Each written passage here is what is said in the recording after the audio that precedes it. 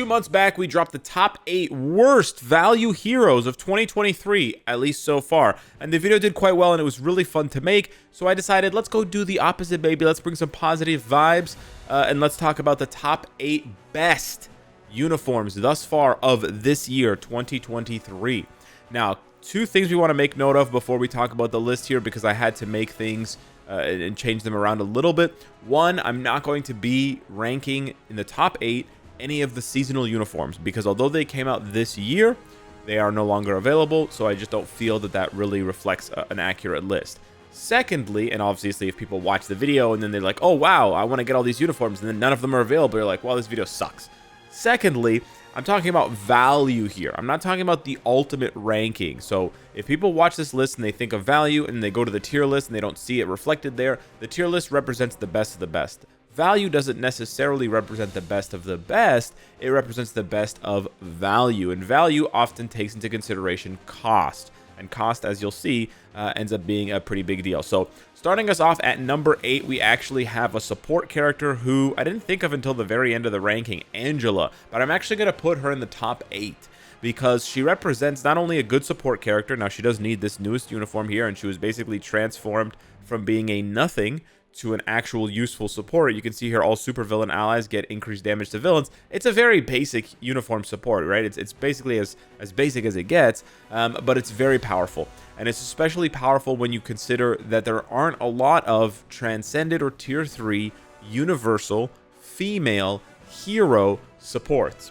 And then you combo that with the fact that she has the ability for Weapons Master, which allows her to buff really popular characters and very useful characters like Moon Knight, Cable, etc., who have that Weapon Master ability, you know, Gamora, Star-Lord, etc. So because of that, I think she's a fantastic pick, and I think she's absolutely worthy of the top 8.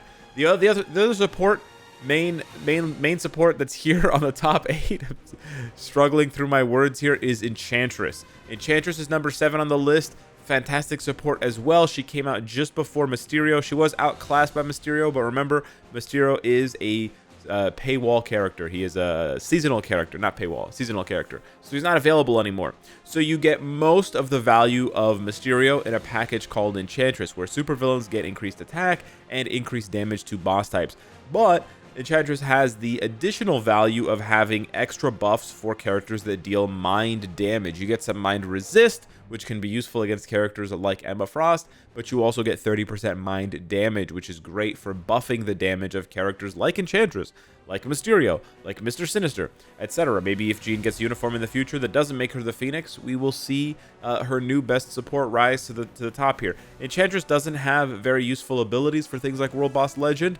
That's the only real downside to this uniform, or sort of thing that's not valuable. But being a blast villain is certainly valuable, because besides Mysterio, we don't have any other good support. So because we're not talking seasonals, Enchantress comes in at number 7 on this list. The other blast female that comes in on this list is at number 6, Sharon Rogers. Not too much to say about this that you don't already know. She's amazing. Doesn't need tier 4, and this is where we're going to start to get into the tier 4s, by the way. From now on, it's only tier 4s on the list. So really what I'm highlighting is characters that are amazing tier 4s, but that are also amazing tier 3s, level 80s, right? Where you can buy this uniform and you don't feel like, oh, now I have to get her to tier 4 for her to be good.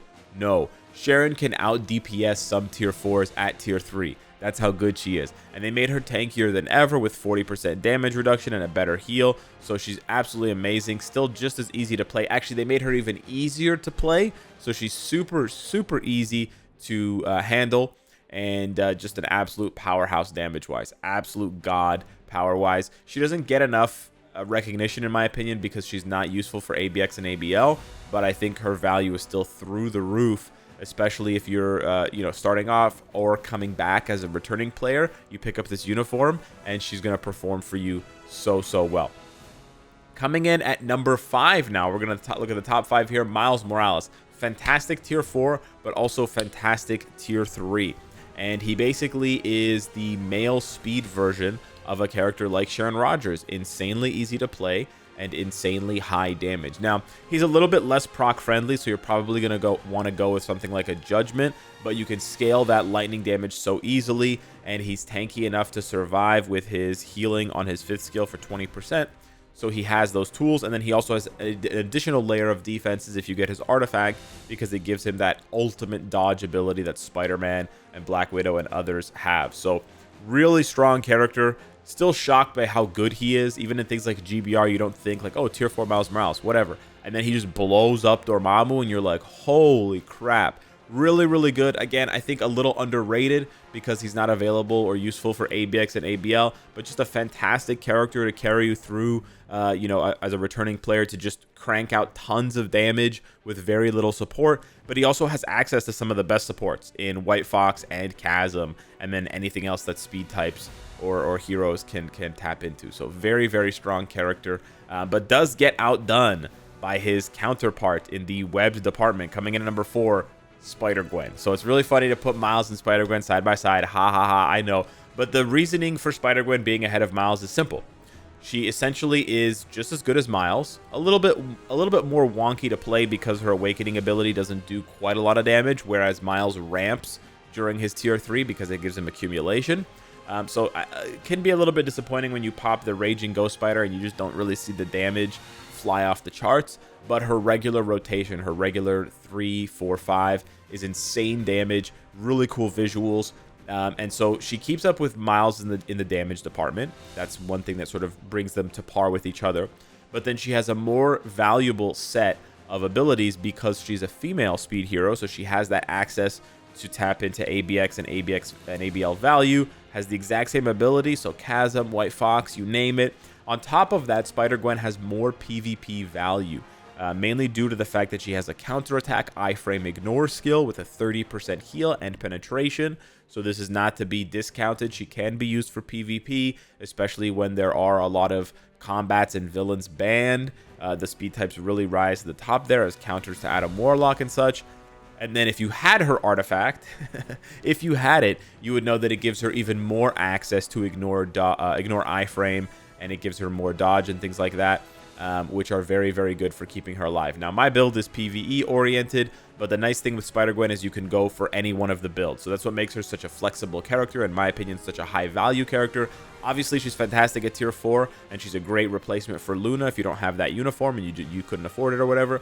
But she's also flexible as a PvP alternative to some characters. Not like a top tier PvP character, but certainly serviceable, right? Much more serviceable than Miles or some of the other characters on this list for PvP specifically. So you could go with like a proc obelisk, you go with the CTP of energy, you could go with a mighty destruction or a rage, all for PvE stuff.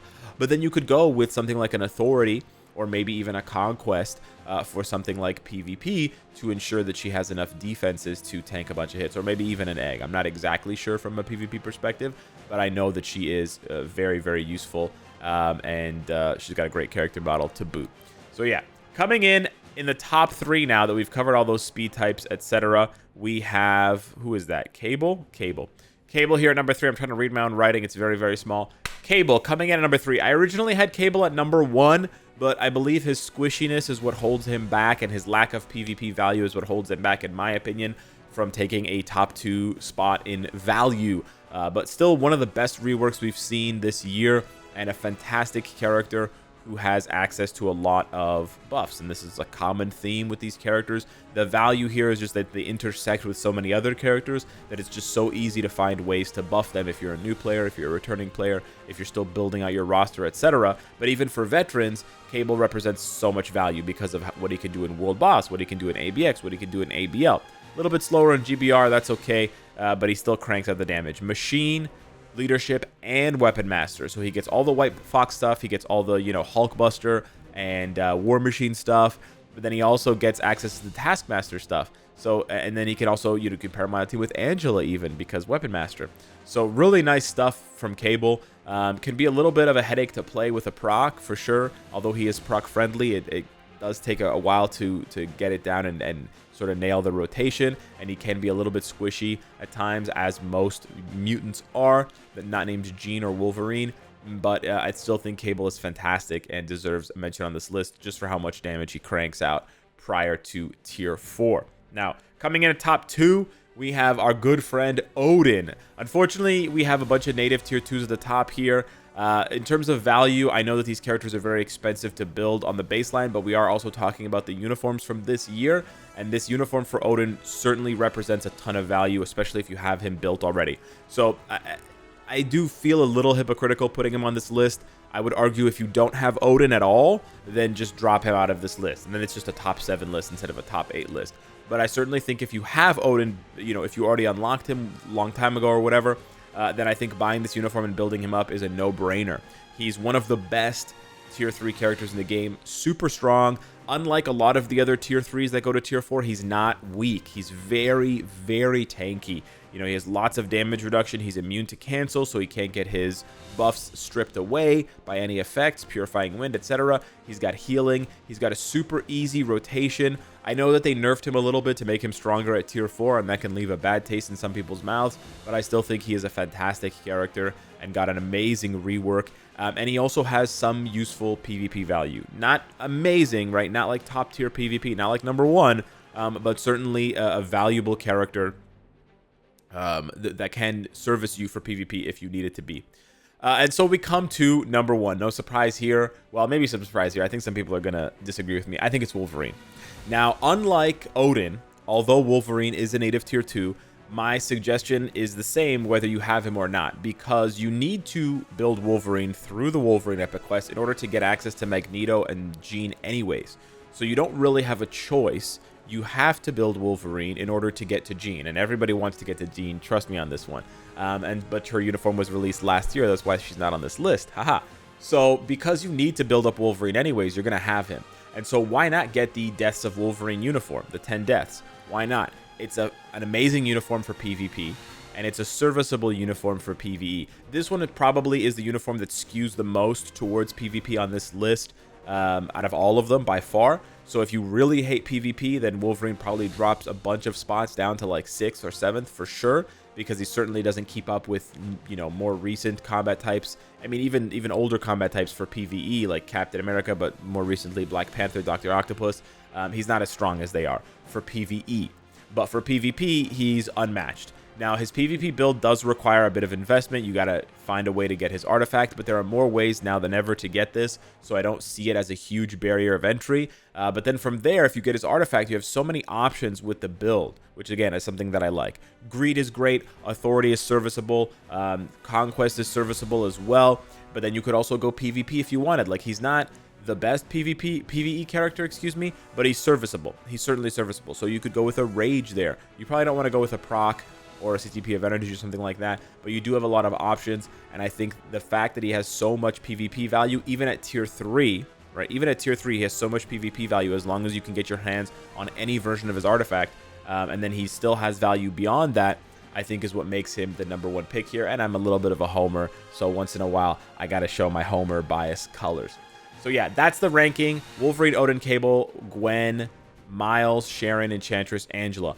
Honorable mention, okay? Honorable mention. I know I said no seasonal uniforms, but honorable mention goes to Strife, goes to Adam Warlock, too expensive, but yeah. Goes to Thanos, seasonal, goes to Luna, seasonal, and then also goes to Mysterio. Most of those are seasonal besides Adam and Strife. And the reason why they're not on the list is because they're just too expensive and a little bit too niche, in my opinion, between Adam and Strife for largely a PvP focus. And unlike Wolverine, they don't lead to someone like Jean Grey, so I didn't see quite as much value there. So yeah, hit me up in the comments down below. Let me know what you think of my top 8 best value heroes for 2023, and I'll see you in the next one. Take care.